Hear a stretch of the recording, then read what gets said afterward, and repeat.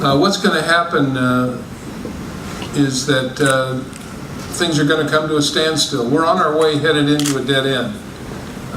Unless the Congress replenishes the Highway Trust Fund, there will be no money at the end of August. And unless they pass the transportation bill, they will. The bill runs out at the end of September. The number one attraction is not your great mayor or the wonderful people. It's whether you have the infrastructure. Without it, you don't attract anybody.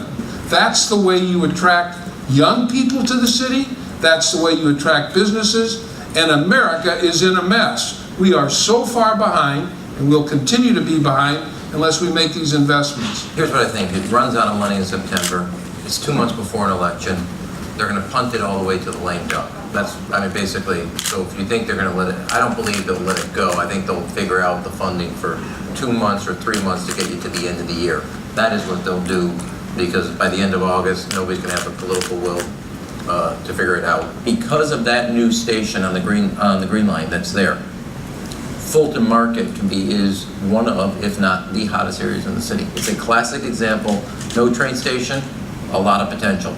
Train station opens up, and it's a beautiful new station, and that potential is being realized in real ways, residentially, commercially, retail-wise, and industrially in the city of Chicago.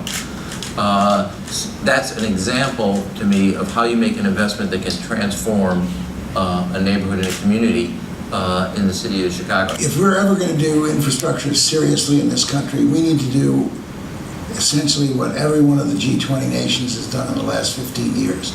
We need a long-term infrastructure revitalization program. Not just transportation, but broadband, the electrical grid, ports, airports, everything else that goes into water and sewer systems, everything that goes into having a first-class infrastructure. President Obama in his State of the Union made a great point. He said, in the new global economy, world-class jobs follow world-class infrastructure, and that's absolutely correct. Everyone is scared to death in Washington of raising revenue.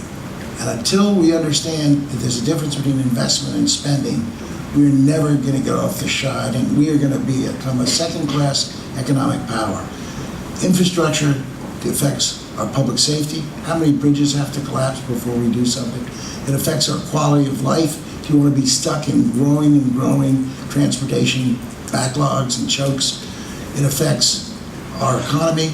We can't continue to compete around the world if the economy still hasn't surged back, and every politician talks about middle-class jobs. If we had a $2 trillion over 10-year infrastructure investment program, you might say that's a lot of money. Japan did $1 trillion in 5 years. It's a nation 1/5 the size of us. If we had a $2 trillion, that's additional money, $200 billion a year.